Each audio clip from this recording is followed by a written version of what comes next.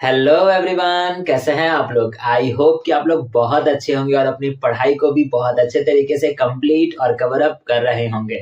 जैसा कि आप लोगों को पता है कि अभी हम लोग हमारे क्लास 11th के बिजनेस स्टडीज सब्जेक्ट को पढ़ रहे हैं और बिजनेस स्टडीज सब्जेक्ट में अभी हम लोग हमारे बिजनेस सर्विसेज वाले चैप्टर को पढ़ रहे हैं।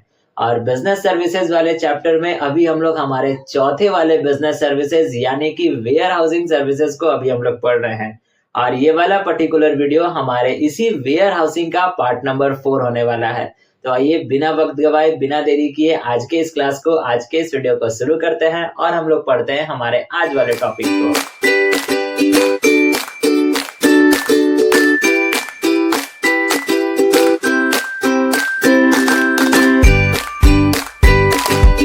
मैंने अभी आपको बताया कि आज के इस क्लास में हम लोग हमारे चौथे वाले बिजनेस सर्विस यानी कि वेयर हाउसिंग सर्विसेज के पार्ट नंबर 4 को पढ़ेंगे। सो बेसिकली इस वाले वीडियो में हम लोग कौन से टॉपिक को पढ़ेंगे, तो इस वाले वीडियो में हम लोग पढ़ेंगे कि आखिरकार वेयर हाउस के कौन कौन से फंक्शंस होते हैं, यानी कि functions of a warehouse. तो आइए समझते हैं और पढ़ते हैं कि वेयर हाउस के कौन कौन से फंक्शंस होते हैं। अब आपके बोर्ड पर दिखता है हमारे वेयर हाउस का फंक्शन नंबर 1 जो कहता है क्या है, सेफ स्टोरेज। अब वेयर हाउस का डेफिनेशन, वेयर हाउसिंग का डेफिनेशन, उसके बाद वेयर हाउसिंग के कैरेक्टरिस्टिक्स, उसके बाद एडवांटेजेस, डिसएडवांटेजेस, टाइप्स। इतने टॉपिक को पढ़ने के बाद आपको ये तो समझ में आ गया होगा कि एक वेयर हाउस का काम क्या है और सबसे पहला काम वेयर हाउस का क्या है। तो एक वेयर हाउस का सबसे पहला काम है गुड्स को स्टोर करना। अब आपको भी पता है कि वेयर हाउस एक वैसा जगह है जहां पर हम अपने गुड्स को, अपने प्रोडक्ट्स को स्टोर करते हैं। अब हम अपने प्रोडक्ट्स को, गुड्स को वेयर हाउस में ही क्यों स्टोर करेंगे? क्योंकि गुड्स जब हमारे वेयर हाउस में गुड्स जो है वो स्टोर करके रखे जाएंगे तो वो गुड्स जो है वो सेफ रहेंगे। और वो सेफ किन किन चीजों से रहेंगे?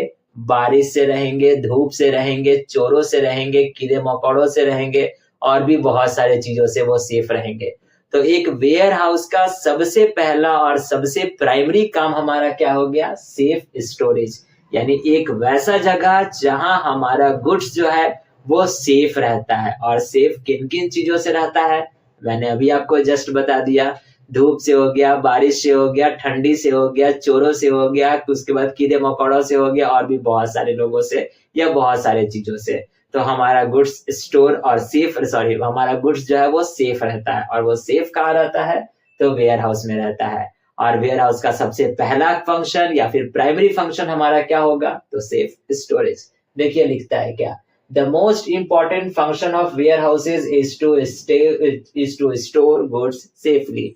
तो एक वेयर हाउस का सबसे पहला और सबसे मोस्ट इंपॉर्टेंट फंक्शन हमारा क्या है? कि गुड्स को स्टोर करके रखना और सेफली तरीके से रखना, यानी बाहरी वातावरण से बचा करके रखना और सुरक्षित रखना। अब हम लोग बढ़ते हैं हमारे दूसरे वाले फंक्शन की ओर जो हमारा कहता है स्टोरेज ऑफ रॉ मटेरियल। अब देखिए, इन वेयर हाउसेस का इस्तेमाल या फिर इन वेयर हाउसेस का फंक्शन, जो कार्य जो होता है वो दूसरा ये कहता है कि हम लोग वेयर हाउसेस में रॉ मटेरियल्स को भी स्टोर करके रखते हैं और खासकर उन रॉ मटेरियल्स को स्टोर करके रखते हैं जो पूरे साल में हमको एक ही बार मिलता है। एग्जाम्पल के तौर पे ईख को ले लेते हैं, शुगर केन को लेते हैं। ईख एक ऐसा प्रोडक्ट है या फिर ईख एक ऐसा रॉ मटेरियल है जो पूरे साल में हमको एक ही समय मिलता है और वो विंटर के समय। लेकिन ईख से बनने वाले जो सामान जो होते हैं, आपको पता है कौन कौन से सामान होते हैं, जैसे गुड़ हो गया, चीनी हो गया। तो ईख से बनने वाले जो सामान होते हैं वो पूरे साल बनाए जाते हैं और साथ साथ ईख पर जो भी फैक्ट्रीज डिपेंडेंट होंगी, यानी जिन भी फैक्ट्रीज में ईख से रिलेटेड वाले वस्तु बनाए जाते होंगे तो वो फैक्ट्री पूरे साल चलती होगी। लेकिन ईख हमको मिला कब? बस केवल विंटर में मिला। तो विंटर में ईख को लेने के बाद अब हम उसको रखेंगे कहाँ? तो वेयर हाउस में रखेंगे। और वही यहाँ पर इस हमारा वेयर हाउस का दूसरा फंक्शन कहता है कि हम लोग इन वेयर हाउसेस का इस्तेमाल करते हैं अपने रॉ मटेरियल्स को स्टोर करने के लिए। और वैसे रॉ मटेरियल्स को स्टोर करने के लिए जो साल भर में एक बार मिलता है, लेकिन उससे रिलेटेड हम लोग जो प्रोडक्ट्स है वो पूरे साल बनाते हैं और साल बना सकते हैं। ठीक एग्जाम्पल मैंने आपको शुगर केन का दे ही दिया क्योंकि शुगर केन जो भी फैक्ट्रीज होंगी जो शुगर केन पर डिपेंडेंट होंगी वो तो केवल 1 महीने में नहीं चलेगी या बस केवल एक ही महीने वो प्रोडक्शन नहीं करेगी चीनी का और गुड़ का, वो पूरे पूरे साल चीनी और गुड़ को बनाएगी। लेकिन उनको रॉ मटेरियल मिला कब? विंटर में मिला। तो वो लोग क्या करते हैं कि विंटर में ही रॉ मटेरियल को लेते हैं और वेयर हाउसेस में स्टोर कर कर रख देते हैं और फिर पूरे साल भर उस रॉ मटेरियल का इस्तेमाल वो गुड़ को और चीनी को बनाने में करते हैं। तो वेयर हाउस का दूसरा वाला फंक्शन हो गया कि हम लोग वेयर हाउस में रॉ मटेरियल्स को भी स्टोर कर कर रखते हैं। अब हम लोग बढ़ते हैं हमारे तीसरे वाले फंक्शन की ओर जो कहता है हमारा क्या? Storage of finished goods. जिस तरीके से हम लोग हमारे वेयर हाउस में रॉ मटेरियल्स को स्टोर कर कर रख रहे थे, क्यों? क्योंकि वो रॉ मटेरियल जो है वो पूरे साल नहीं मिल रहा था, बस केवल किसी एक ही समय पे मिलता था। इसी कारण से हम लोग रॉ मटेरियल्स को स्टोर करके रख रहे थे वेयर हाउस में। तो उसी तरीके से फिनिश्ड प्रोडक्ट्स को भी हम लोग जो है वो अपने वेयर हाउस में स्टोर कर कर रखते हैं और खास कर कर उन प्रोडक्ट्स को रखते हैं जिनका सीजन नहीं होता है। एग्जाम्पल के तौर पर अभी हमारे यहाँ ठंडी है तो ठंडी के मौसम में एसी तो बिकेगा नहीं, लेकिन एसी बनाने वाली कंपनी जो है वो एसी तो बना रही होगी क्योंकि उनको पता है कि कुछ दिन के बाद गर्मी आएगा और जब गर्मी आएगा तो एसी मार्केट में बिकेगा। अब ऐसा तो नहीं है कि जैसे ही गर्मी बहुत ज्यादा होगा लोगों के मतलब पसीना आना शुरू हो जाएगा तब एसी कंपनी बन यानी एसी बनाने वाली कंपनियों का जो है वो नींद खुलेगा और वो सोचेंगे चलो भाई अब लोगों को गर्मी लग रहा है अब एसी बनाना शुरू करते हैं। जब वो एसी बनाना शुरू करेंगे और मार्केट में जब तक वो बेचेंगे या मार्केट में लाएंगे तब तक दोबारा से ठंडी आ जाएगी, तो क्या फायदा होगा एसी बनाने का। तो वो कंपनियां क्या करती हैं अपने सीजन से पहले ही वस्तुओं को या प्रोडक्ट्स को बना कर कर तैयार कर देती हैं और जैसे ही सीजन आता है वैसे ही उन प्रोडक्ट्स को निकालती हैं बेचने के लिए। तो जब सामान सीजन से पहले बन कर कर रखा जाता है तो वो रखाएगा कहाँ? वो रखाएगा हमारे वेयर हाउस में रखाएगा। और यही हमारे वेयर हाउस का तीसरा वाला फंक्शन कहता है कि स्टोरेज ऑफ फिनिश्ड प्रोडक्ट्स या फिनिश्ड गुड्स, जो कि मैंने अभी आपको एग्जांपल दे दिया एसी का। दूसरा एग्जांपल और ले लेते हैं, आने वाले समय में गर्मी आएगी, मैंने अभी आपको बताया कि अभी हमारे पास ठंडी चल रही है यानी ठंडी है, तो आने वाले समय में गर्मी आएगी तो गर्मी में पहनने वाले कपड़ों को ठंडी में ही बनाया जा रहा होगा। कपड़े बनाने वाली जो भी फैक्ट्रीज होंगी वो अभी गर्मी में पहनने वाले कपड़ों को बना रही होंगी और बनाने के बाद उनको कहाँ स्टोर करके रखेगी? तो वेयर हाउस में स्टोर करके रखेगी।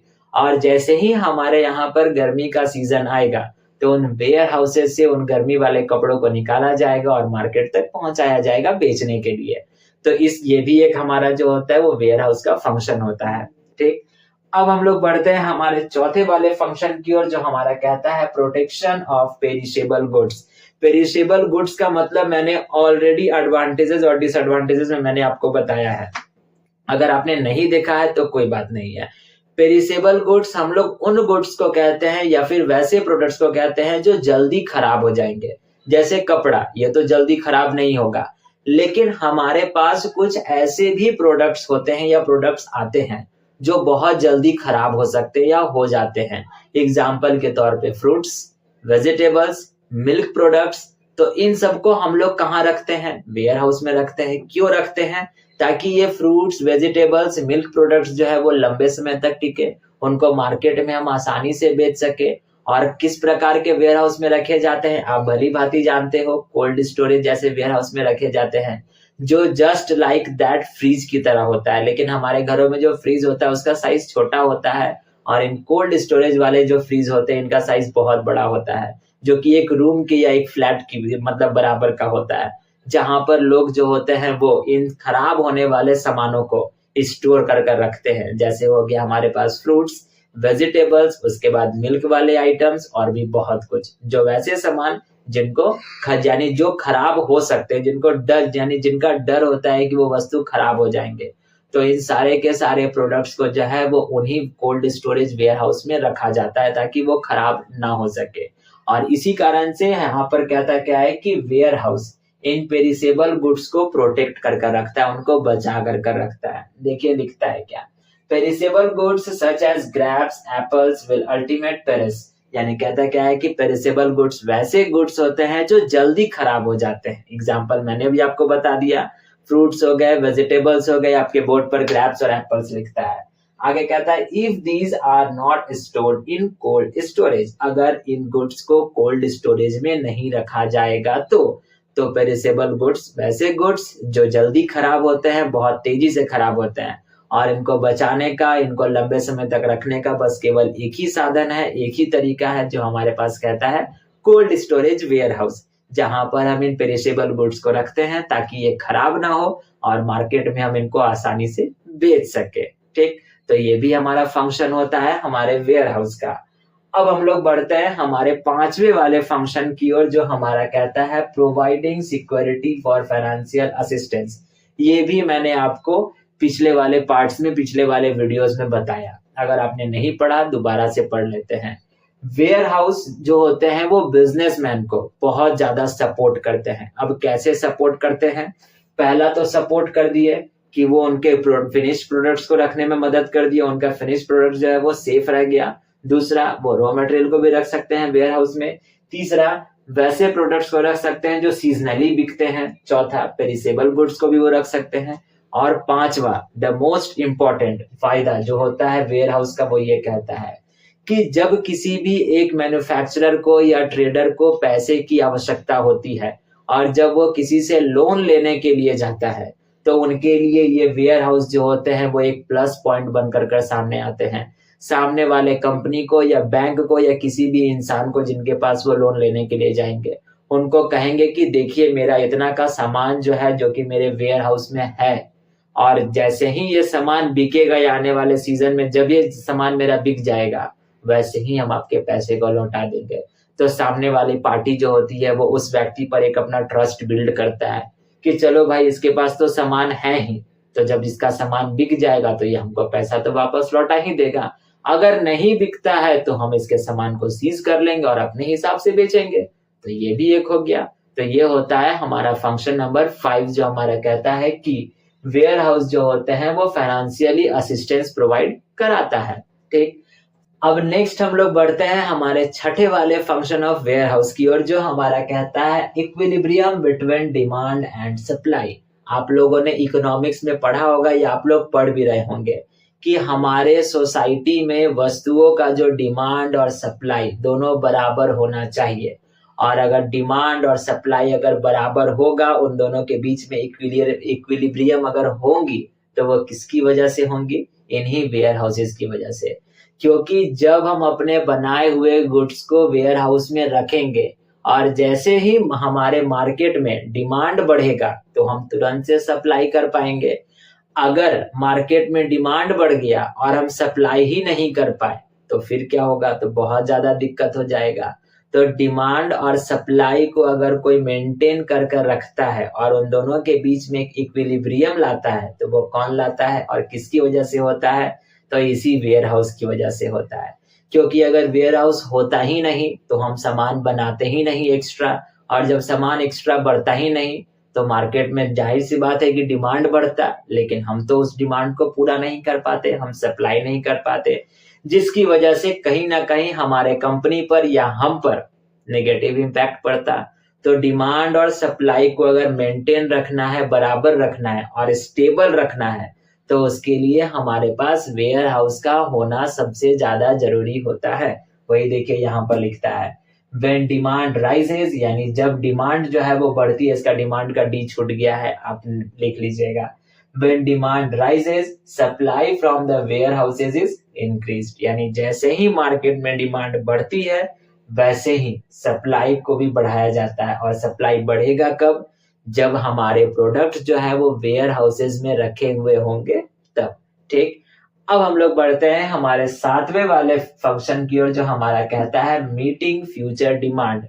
अब एक वेयर हाउस जो होता है वो अभी के डिमांड को ही नहीं पूरा करता है, वो फ्यूचर में होने वाले डिमांड को भी पूरा करता है। एग्जाम्पल के तौर पर हमारे पास, आपको पता होगा कि कपड़ा डेली बिकता है, लेकिन कभी कभी हमारे पास जो फेस्टिवल्स आते हैं, यानी कि साल में कुछ ऐसे फेस्टिवल्स होते हैं जब कपड़े बहुत ज्यादा बिकते हैं, यानी जो शर्ट जो आप पहन रहे हो वो डेली ही कोई ना कोई खरीद रहा होगा, लेकिन कोई ना कोई खरीद रहा होगा, हर व्यक्ति नहीं खरीद रहा होगा। या जो भी खरीद रहे होंगे वो इक्का दुक्का कस्टमर उनके दुकान में जा रहे होंगे और खरीद रहे होंगे। लेकिन जब फेस्टिवल आएगा तो हर कोई जाएंगे कपड़ा खरीदने के लिए। तो उस दौरान जो है वो मार्केट में डिमांड उस कपड़े की और ज्यादा हो जाएगी। तो उस डिमांड को उस समय पूरा कौन करेगा? यही वेयर हाउस पूरा करेगा। और कैसे करेगा? कि जब हम भविष्य के लिए वेयर हाउस में अपने प्रोडक्ट्स को बनवा कर स्टोर कर रखे होंगे तब। एग्जाम्पल एक और देख ले, अगर समझ ले तो रक्षाबंधन का ही ले लीजिए। आम दिनों में आप देखिए कि मिठाई की दुकानों पे उतना ज्यादा भीड़ नहीं होता है, लेकिन भैया आप रक्षाबंधन के समय देखिए, रक्षाबंधन में बहुत ज्यादा भीड़ होता है। तो क्या रक्षाबंधन के दौरान जो है वो मिठाई बनाने वाली जितने भी दुकान होंगी वो कस्टमर को कहती होंगी भैया 1 घंटा के बाद आइएगा, हम आपको मिठाई देंगे, या आज ऑर्डर दे दीजिए कल आपको मिठाई आपके घर पे डिलीवर हो जाएगा। क्या ऐसा पॉसिबल है? ये कभी नहीं होगा। हम गए हैं तो लेके ही आएंगे। तो वो दुकानदार जो होंगे वो सारे के सारे मिठाइयों को स्टॉक में बना कर रखे हुए होंगे, तो कहीं ना कहीं तो रखते होंगे। तो उनके लिए छोटे पैमाने पर अगर हो गया तो गोडाउन हो गया, और अगर बड़े पैमाने पर हो गया तो वो हमारा वेयर हाउस कहला गया। तो वही यहाँ पर वेयर हाउस का एक और फंक्शन हमारा जो है वो कहता है क्या है कि वेयर हाउस जो होते हैं वो हमारे फ्यूचर के डिमांड को भी पूरा करता है। देखिए लिखता है क्या, goods are not only to meet present demands, यानी गुड्स जो होते हैं वो आज के डिमांड को पूरे करने के लिए नहीं होते हैं, but also to meet future demand, बल्कि हमारे फ्यूचर के डिमांड को भी वो पूरा करते हैं। ठीक है, तो यही थे हमारे पास अलग अलग functions of a warehouse. और आई होप सो कि आपको ये सारे के सारे फंक्शंस अच्छे तरीके से समझ में आ गए होंगे। अगर आपके बुक में और भी फंक्शंस एक्स्ट्रा दिए हुए होंगे, यानी इन सातों के अलावा और भी फंक्शंस आपके बुक में दिए गए होंगे, तो बहुत अच्छी बात है, आप उनको पढ़ सकते हो। और अगर नहीं पढ़ना है तो यही 7 आपके लिए बहुत ज्यादा है। जो मेजर जो फंक्शंस थे उनको मैंने आपको बता दिया, और बस इतना ही आपको पढ़ना भी। अगर एक्स्ट्रा है तो आप उनको पढ़ सकते हो अगर आप बहुत ज्यादा खुश हो तो। ठीक, तो आज के इस वीडियो के लिए बस इतना ही हम लोग रहने देते हैं। और हाँ, इसी वीडियो के साथ हमारा चौथा वाला बिजनेस सर्विसेज यानी कि वेयर हाउसिंग सर्विसेज भी जो है वो अब खत्म हो गया।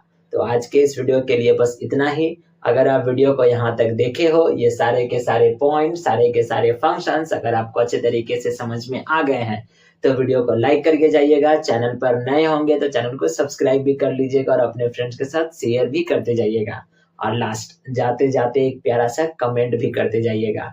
अब हम लोग मिलेंगे हमारे इसी बिजनेस सर्विसेज के लास्ट वाले बिजनेस सर्विस पे। तब तक के लिए आप अपना ख्याल रखिएगा, ध्यान रखिएगा। Thank you and bye bye.